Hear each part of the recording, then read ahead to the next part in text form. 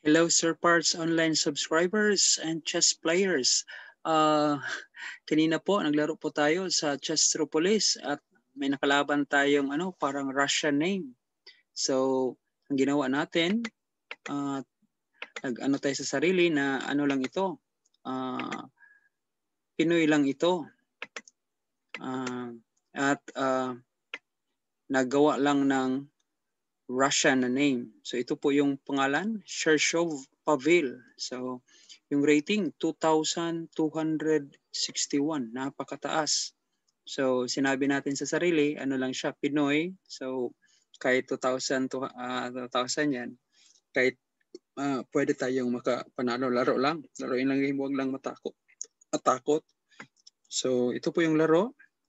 At nakita po natin, ito po yung account niya. No? Si Chershov Pavel, ano pala? From Russia pala siya, from Russia. So, buti na lang hindi natin alam na from Russia, no?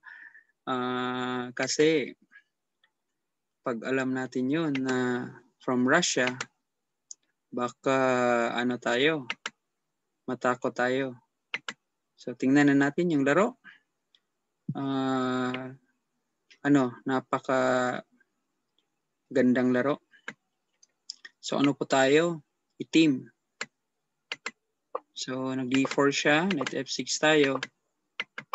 Yun, kinain niya. Gumamit tayo ng Budapest gambit. Budapest defense.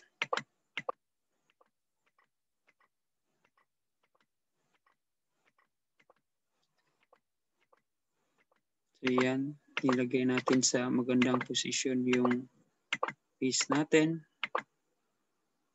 Inattack yung bishop natin. Umatras. Nag-queen to queen tayo. Inattack yung yan, may pass pawn tayo. Inatake ang hindi natin nakita na pwede pala yung kainin. So yan. So may attack. So yun, kinabira natin.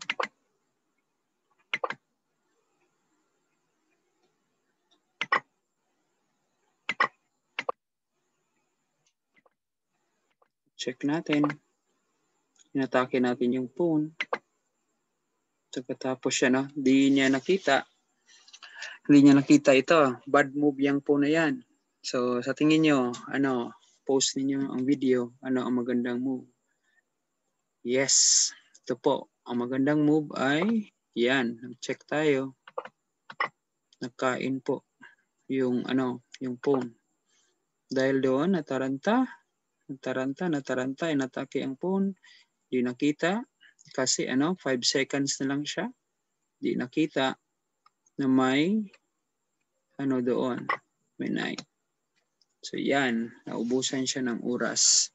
Nanalo po tayo of a strong player. Malakas ang rating. So yun. So yung mga practice natin na training ay nagbunga. Medyo hindi pa talaga 100%.